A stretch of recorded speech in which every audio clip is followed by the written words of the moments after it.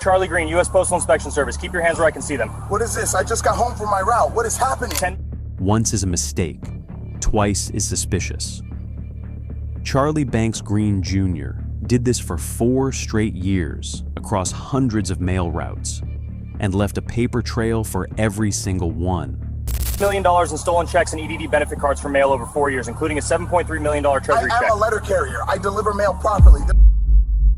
$10 million, 4 years, 2 letter carriers from the same Los Angeles post office. That was the scale federal prosecutors would eventually put on the record. The man you just watched had spent his shifts pulling Treasury checks, disability cards, and unemployment benefits out of the mail he was sworn to deliver. By the end of this video, you'll know exactly how a single Fairfax district mail route became a $10 million pipeline, and why it took 6 federal agencies working together for nearly 2 years to finally shut it down. Before we go any further, I have a real question for you. How many letter carriers have walked up to your mailbox in the last year? 5? 10? Do you remember a single one of their faces? Drop a comment and let me know. Because the man at the center of this case counted on the answer being no. And while you're down there, hit subscribe. We cover the cases where the people you're supposed to trust are exactly the ones you can't, and we do it every single week. Charlie Banks Green Jr. was born in Los Angeles County in 1988, the second of 3 children and the only son in a family that lived paycheck to paycheck on the southeast side of the city. His father worked maintenance for a school district facility off Whittier Boulevard, pulling overtime whenever the district would give it to him. His mother stocked shelves on the overnight crew at a Vaughn supermarket 2 miles from the stucco fourplex they rented, the one with bars on every window and a strip of dead grass out front that nobody ever managed to revive. The family kept the lights on. They did not get ahead. He grew up in Wellington Heights, a tight grid of small houses tucked between the 60 freeway and the 5, where the front yards are short and chain-linked, and the streets bend off Whittier in patterns that letter carriers have memorized for generations. Charlie learned the rhythm of that neighborhood before he could read. He watched the same mail truck make the same loop every day. The carrier who ran his block was a heavy-set man named Pete, who would slow the truck and toss a handful of Tootsie Rolls onto the lawn when he saw kids out front. Pete remembered birthdays. Pete asked about school. Pete was, in a very real sense, the first federal employee Charlie Green ever trusted. That detail would matter later, because every neighborhood like Wellington Heights has its Pete. He is the most consistent adult presence on the street. He sees everything and notices nothing he isn't supposed to. He is the one person in the federal government who knows what the inside of your screen door looks like. And the entire American system of mail delivery, more than 600,000 carriers, more than 300 million pieces of mail a day, depends on Pete being exactly who he appears to be. Charlie graduated from Garfield High School in 2006. His grades were average. His attendance was good. The yearbook entry under his name described him as easygoing, dependable, and the kid who always showed up. He played JV football for 2 seasons, never made varsity, did not seem to mind. After graduation, he took a job at a tire shop on Atlantic Boulevard, then a stockroom job at a Big 5 sporting goods, then a shift on the unload line at a UPS sort facility off Slauson Avenue. The UPS job was the first time he handled other people's packages for a living. He worked nights, 6 in the evening to 2 in the morning, $13.25 an hour. He told his older sister it was the hardest he had ever worked and the most tired he had ever been, and he said it like a man who was proud of both. He applied to the United States Postal Service in late 2012. The federal hiring process is slower than the private sector. A background check, a drug screen, the postal entrance exam, the physical abilities assessment. He waited 8 months between the application and the start date. When the call came, he was 24 years old and living in a one-bedroom apartment in Boyle Heights with a girlfriend who worked at a dental office on Cesar Chavez. His official start date with USPS was July 22, 2013. He began as a city carrier assistant.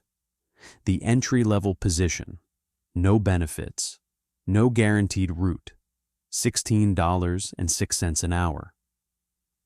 He was assigned to a station in South Los Angeles for his first 6 months.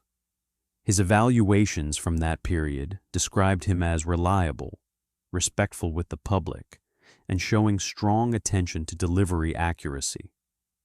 His supervisor noted that Green appeared to take pride in completing his route on schedule and responded well to mentorship. He was promoted to full-time regular carrier in 2016. The pay jumped to $19.27 an hour with full federal benefits, health insurance, life insurance, and the federal pension that his father, 26 years deep into school district maintenance, had never been offered. For a kid from Wellington Heights, the badge meant something his parents had never had. He sent a photo of his uniform to his mother. She framed it. It sat on the entertainment center next to a Bible and a small ceramic angel for the next 8 years. Around the same period, Charlie Green met Rashad Deon Stolden. Stolden was 3 years younger and had taken an almost parallel path. Long Beach Polytechnic High School, a stint at a logistics warehouse off the 405, an application to USPS, the same regional training cohort. They were assigned to the same Los Angeles station within a year of each other. They became friends quickly. Same age range, same starting position, same sense of humor. Stolden was the louder of the two. Green was the steadier. Co-workers in the carrier room said they finished each other's sentences. They went to Lakers games together. They drove to Las Vegas twice, splitting a room at the Flamingo and a room at the Link. Stolden was set to be the best man at a wedding that never happened. Green and his girlfriend split a month before the date over money she said had started showing up in his pockets without explanation. By 2019, both men were assigned to the Bicentennial Post Office, a long, flat-roofed building in the Fairfax district that handles one of the heaviest commercial routes in the western United States. Boutiques, high-end residential, entertainment industry offices, older residents on fixed incomes. The Fairfax assignment was a step up. The mail was richer. There were more checks, more cards, more financial paper passing through that station in a single morning than any block Green had ever worked in South Central. His evaluations from 2019 and 2020 were the best of his career. Quote, Mr. Green has consistently met or exceeded performance standards. Quote, strong organizational habits. Quote, customers along his route have spoken positively of him by name. One supervisor wrote, in the margin of a quarterly review, the line, I would trust this carrier with my own family's mail. That sentence would later show up in a federal sentencing memorandum, quoted by a defense attorney who would argue that Charlie Green was a good man who lost his way. Federal prosecutors would argue something else entirely. They would argue that the trust written into that evaluation was exactly what made the next 4 years possible. To understand how Charlie Green and Rashad Stolden did what they did, you have to understand how mail delivery actually works in the United States.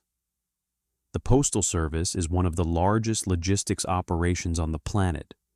It processes around 300 million pieces of mail every single day. It employs more than 600,000 people. It operates more vehicles than any other civilian fleet in the country, and it runs on a foundation that has barely changed in 150 years. That foundation is the letter carrier.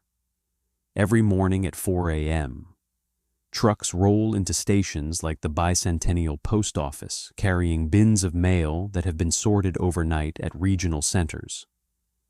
The carriers arrive between 5 and 6. They go to their assigned case, a wooden sorting frame divided into hundreds of slots, one slot for every address on their route. They sort the morning's mail into the case, in delivery order, by hand, in silence, surrounded by other carriers doing the same. By 8 a.m., the mail is loaded into the carrier's vehicle, a long-life vehicle, the boxy aluminum truck with the steering wheel on the right side, and the carrier heads out alone. For the next 6 to 8 hours, he is by himself. There is no GPS-driven verification of which envelopes go where. There is no second pair of eyes in the truck. There is no camera watching the carrier walk a driveway. Once a carrier leaves the station with a tray of mail in the back of his LLV, the only person in the world who knows exactly what is in that tray is the carrier himself. That is by design. The system depends on volume and trust.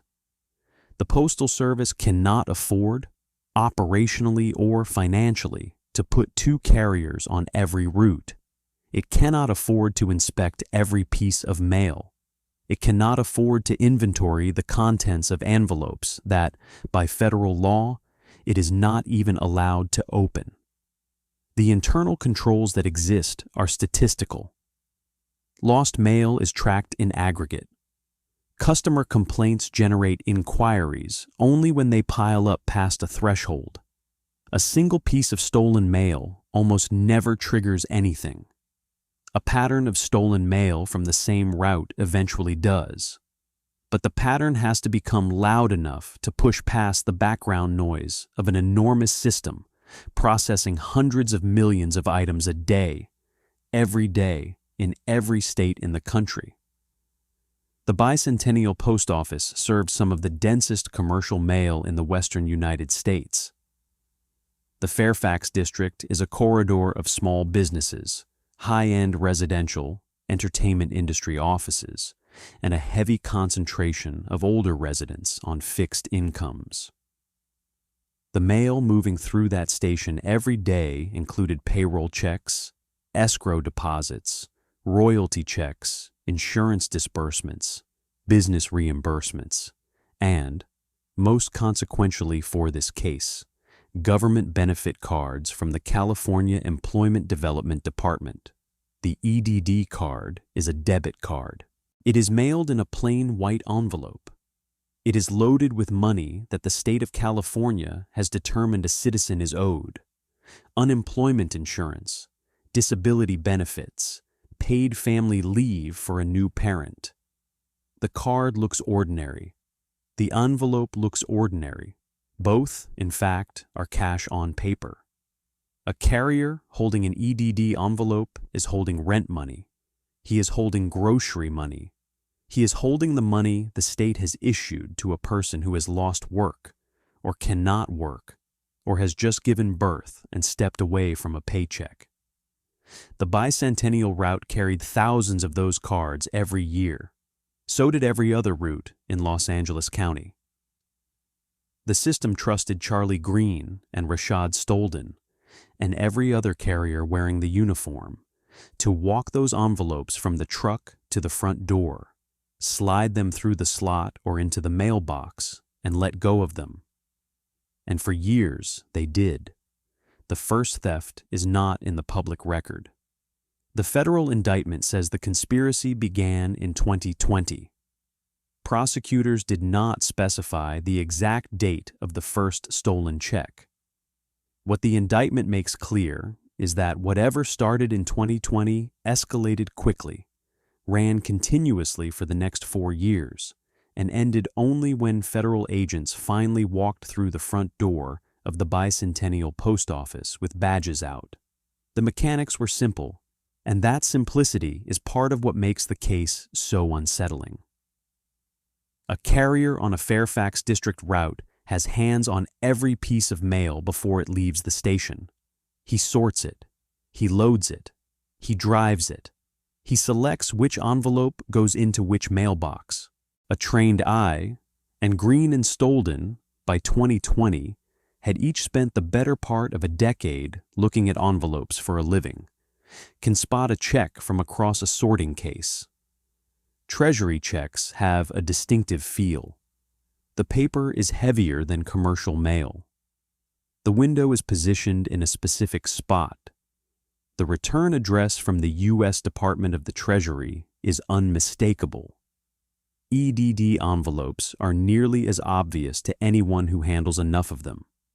Same plain white stock, same return address out of Sacramento, same shape and weight as the card inside. The scheme had two halves. The inside half was the theft itself.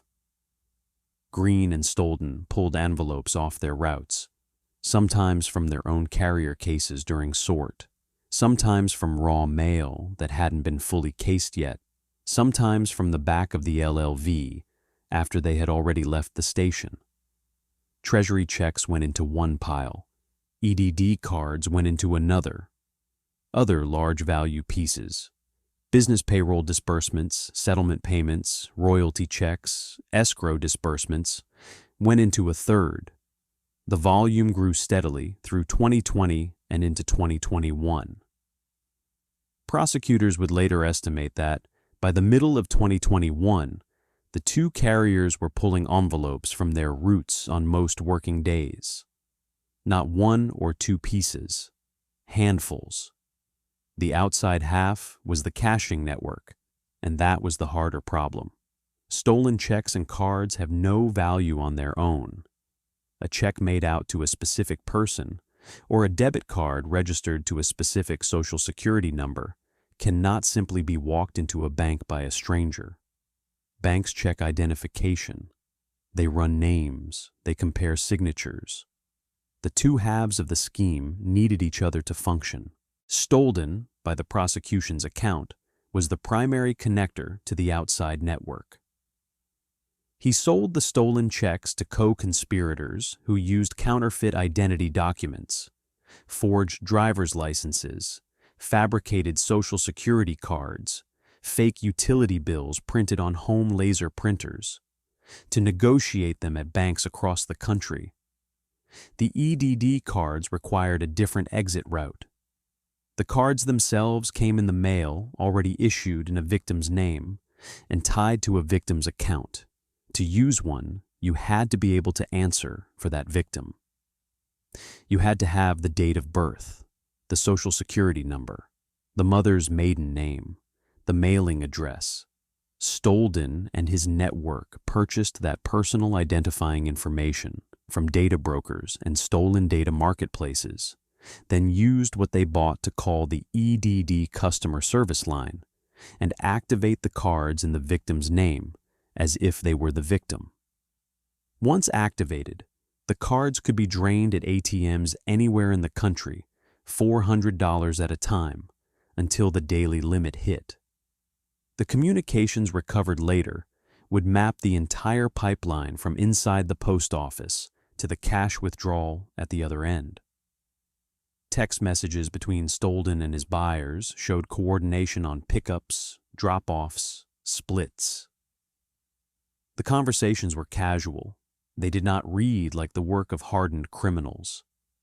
They read like two men running a side business, times and addresses, dollar figures, which cards had been activated and which hadn't, which checks were, quote, good, and which ones were, quote, too hot to move that week. Green's role was more contained. He stole. He handed off to Stolden. He took his cut. He did not, by the public reporting, deal directly with the outside network of cashers and forgers. He kept his head down at the Bicentennial Post Office. He came in at the same time every morning. He sorted his case. He worked his route. His evaluations during the entire period of the conspiracy continued to describe him as reliable and professional. No supervisor flagged anything. No customer complaint connected to him by name. He was, on paper, exactly the carrier he had always been. The escalation showed up in his life off the route. He moved out of the one-bedroom in Boyle Heights and into a larger apartment in Wellington Heights, closer to his mother. He bought a newer car, not a luxury, just a step up. He took trips. None of the spending was outrageous on its own. None of it would have triggered an automatic flag at a federal level. A letter carrier working overtime can clear $70,000 in a strong year. The lifestyle Green was quietly building looked, from a distance, like the lifestyle of a man on a federal payroll who had stopped renting and started spending. Stolden's escalation was far less subtle. By 2022, prosecutors would later document in writing, he was talking about hotel suites, international travel, and retirement. He was 31 years old. He had been a letter carrier for less than 7.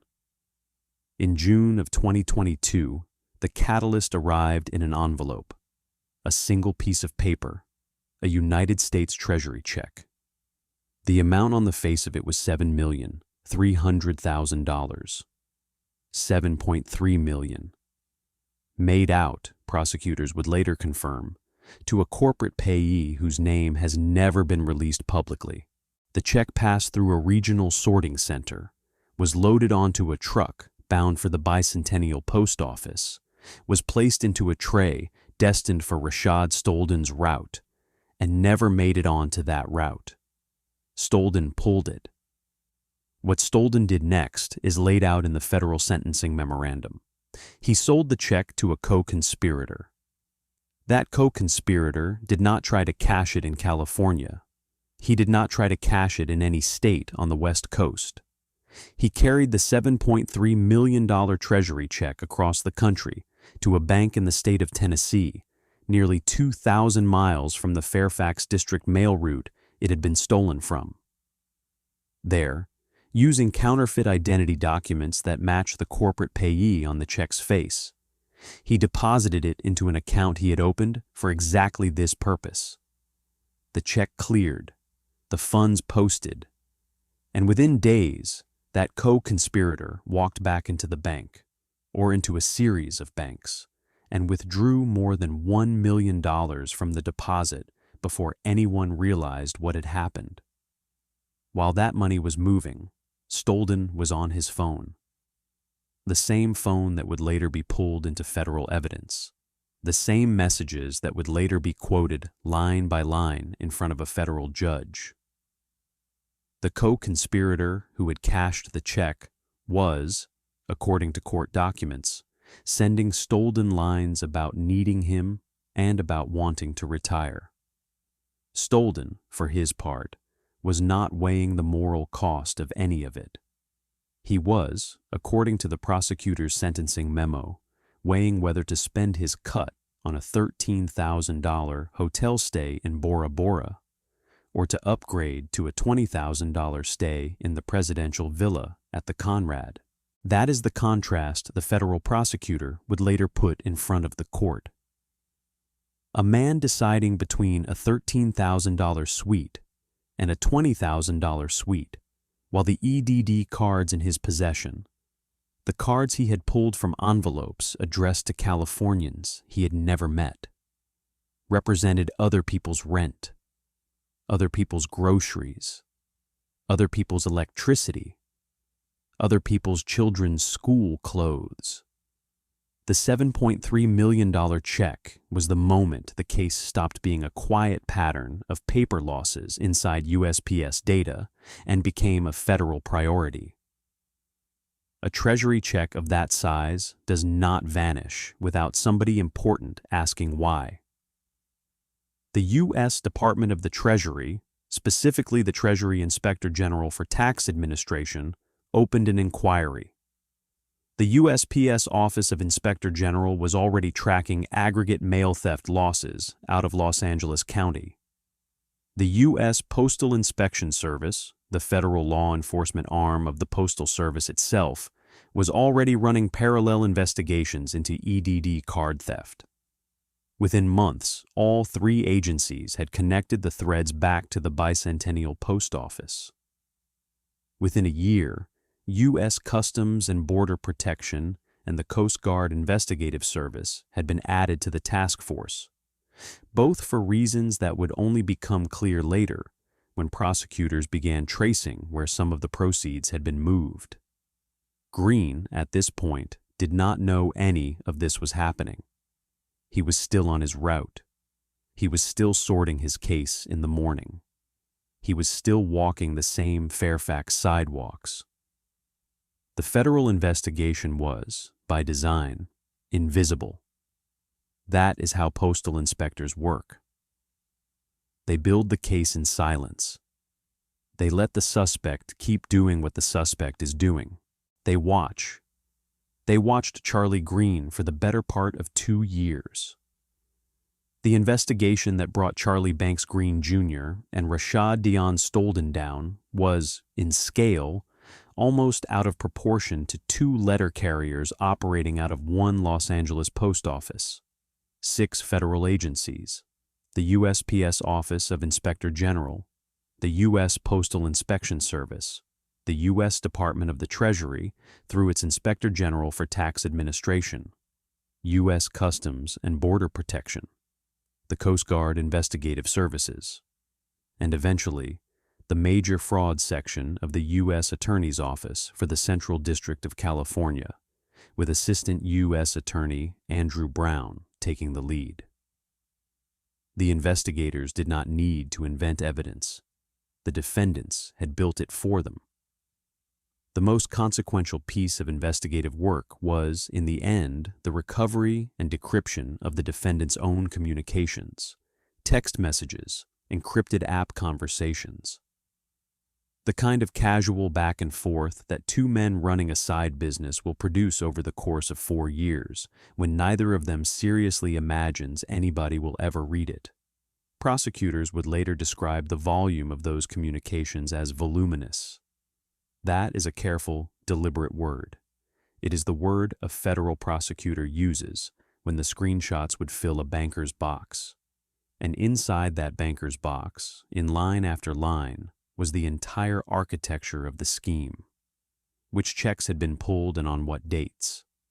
Which EDD cards had been activated and at which ATMs. Which buyers were paying what split. Which days Stolden expected new mail volume to land at the Bicentennial Post Office.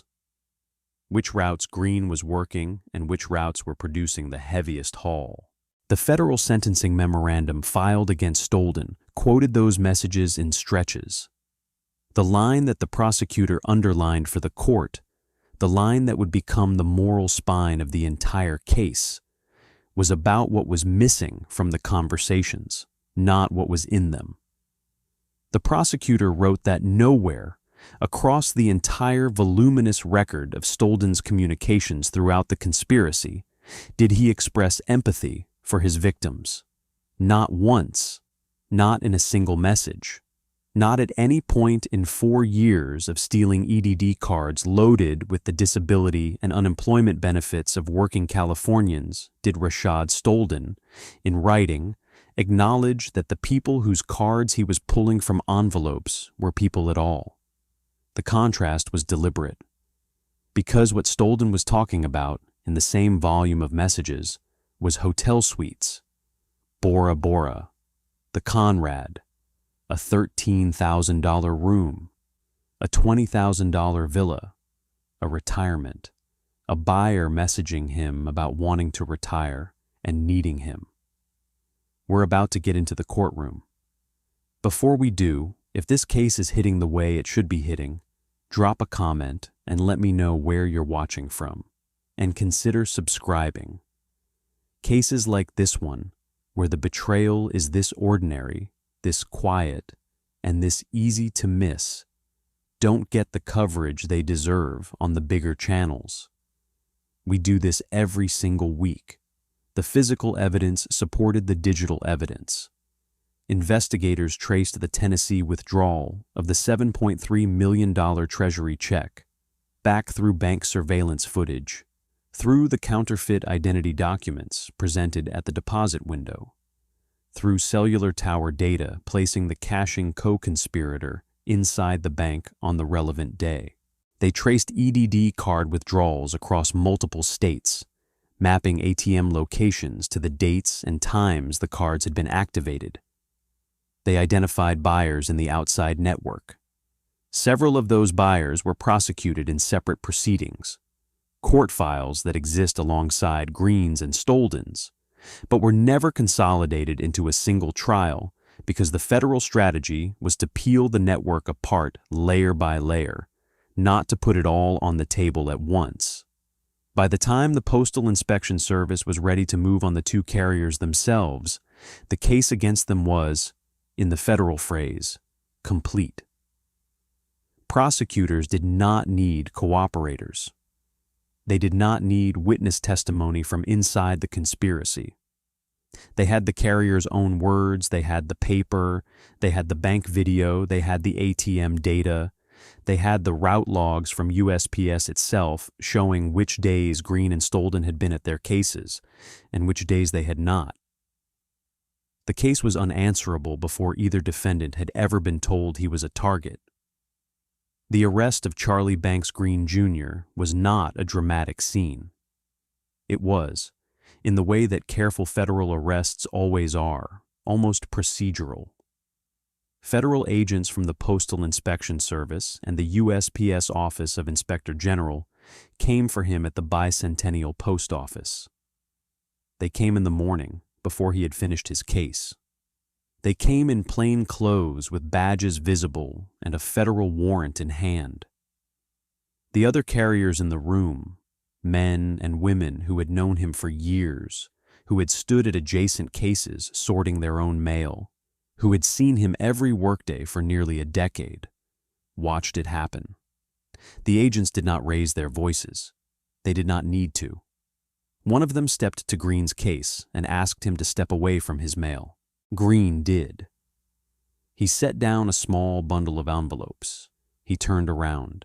He put his hands behind his back the way the agent asked him to. He did not run. He did not argue.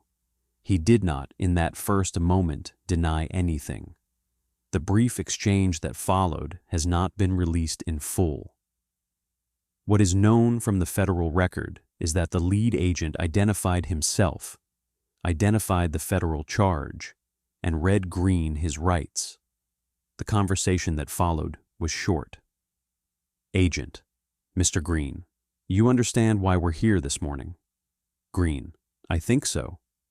Agent: Do you want to say anything to me right now, or would you like to wait until you've talked to an attorney? Green: I think I should wait. Agent: That's the right call. Let's go. There was no dramatic monologue. There was no demand to know what evidence they had. There was no protest of innocence.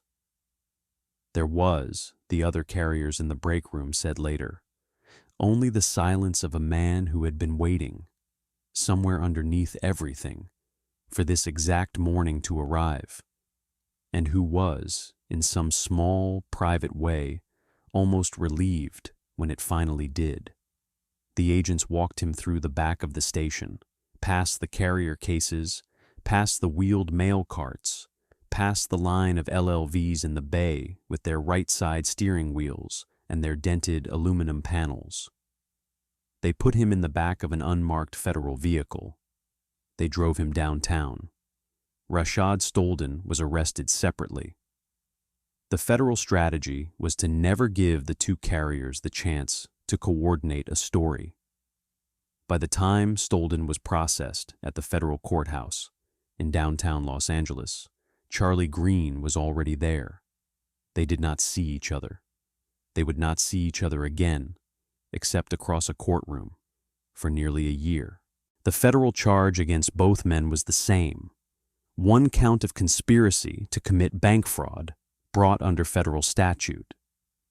The major fraud section of the U.S. Attorney's Office for the Central District of California, with Assistant U.S. Attorney Andrew Brown as lead prosecutor, did not load up the indictment with every count it could have pursued. The strategy was clean and narrow. One count, one conspiracy, 4 years of evidence behind it. Pleas, not a trial. Stolden pleaded guilty on April 14, 2025, to one count of conspiracy to commit bank fraud. Charlie Green pleaded guilty in April of 2025 as well, in the same downtown Los Angeles federal courthouse, to the same single count. Neither man took the case to trial. The evidence, the messages, the bank video, the ATM data, the route logs, the Tennessee withdrawal trail, did not leave them anywhere to go. They pleaded, and they waited for sentencing.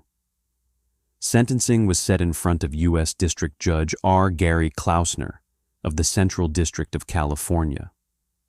Judge Klausner had been on the federal bench for more than 20 years at the time of this case. He had been a state court judge for nearly 2 decades before that. He had sentenced more federal fraud defendants than almost any other sitting judge in the district. He was known, by lawyers who appeared in front of him, as measured, prepared, and unsentimental. He read the sentencing memos. He read the victim impact materials. He came to the bench knowing what he intended to do. Stolden was sentenced first, about 2 weeks ahead of Green. The hearing was held in a downtown Los Angeles federal courtroom. The prosecutor's sentencing memorandum was the centerpiece of the government's argument. The memo quoted Stolden's own messages back to him. It walked the court through the $7.3 million Treasury check. It walked the court through the Tennessee withdrawal. It quoted the buyer's lines about needing him and wanting to retire. It quoted the back and forth about Bora Bora and the $13,000 room and the $20,000 villa at the Conrad. And then it pivoted to the absence, the line that the prosecution had built the entire memo around. Nowhere, the prosecutor wrote, in the voluminous communications of Rashad Stolden across the entire 4-year conspiracy, did he express empathy for his victims. Not once. Not when activating an EDD card loaded with another Californian's disability payment. Not when selling a Treasury check that had been issued to fund somebody else's life. Not when discussing his upgrade to a presidential villa while the cards in his possession represented the rent of people whose names he had never bothered to learn. Judge Klausner read the memo. He listened to the defense. He listened to Stolden's allocution. And then he sentenced Rashad Deon Stolden to 66 months in federal prison, 5.5 years, and ordered him to pay $1,627,291 in restitution. Charlie Banks Green Jr. was sentenced on a Monday in September of 2025 in the same courtroom in front of the same judge. Judge Klausner had now heard the entire story twice. He had read the messages. He had seen the route logs. He had read the line from Green's old performance evaluation, the line where a supervisor had written that he would trust this carrier with his own family's mail. The judge addressed Green directly from the bench. He said that the position of a U.S. Postal Service letter carrier was, in his view, one of the most ordinary and most important positions of trust the federal government extended to a private citizen. He said that the people whose cards and whose checks had passed through Green's hands had never once been given the chance to consent to that trust being broken. That the system had assigned Green to them, and they had accepted Green because the system told them they could. He said that the 4-year duration of the conspiracy was not, in his view, the product of a single bad decision or a moment of weakness, but a sustained choice made over and over again every working morning, for years. And then Judge R. Gary Klausner sentenced Charlie Banks Green Jr. to 66 months, 5.5 years, in federal prison. The same sentence as Rashad Stolden before the same judge, in the same courtroom, almost exactly 2 weeks later. He ordered Green to pay $1,620,000 in restitution to the United States Treasury and to the Californians whose benefits had passed through his hands. Green did not address his old route. He did not address the supervisor who had once written that he would be trusted with that supervisor's own family's mail. He did not address the carriers at the Bicentennial Post Office who had watched him be walked out of the back of the station in plain clothes on an ordinary morning. He stood when the judge entered. He sat when the judge sat. He listened when the judge spoke. He said, when asked, that he understood the sentence the court had imposed. He did not say much more than that. He will serve his sentence in a federal correctional facility designated by the U.S. Bureau of Prisons. Based on the security level associated with a nonviolent bank fraud conviction at his sentence length, he is likely headed to a low-security federal facility, possibly FCI Lompoc, possibly FCI Terminal Island, possibly out of state depending on bed space. He is scheduled, if he serves the full term with credit for good behavior, to be released in early 2030. He will be 30 years old when his release date arrives. He will not be a letter carrier again. The federal felony conviction makes that impossible. His mother kept the framed photograph of him in his first uniform on the entertainment center for almost a year after the sentencing. His sister, in an interview she gave to a local reporter that has not been republished widely, said that her mother finally moved the photograph into a drawer in the bedroom. Not because she was ashamed, because she could not stop looking at it. 6 federal agencies, 4 years, $10 million in Treasury and EDD checks, 1 Fairfax district mail route, 2 letter carriers who had been friends since the day they walked into the same training cohort, a buyer in Tennessee with a forged ID and a $7.3 million Treasury check. And at the moral center of all of it, the absence the prosecutor had circled in red, the missing line across years of recovered messages where the men running the scheme might have, at some point, in some quiet moment, said anything at all about the people whose rent they were stealing. That case was quiet. The next case on the right-hand side is louder, uglier, and somehow even harder to look away from. Click it now.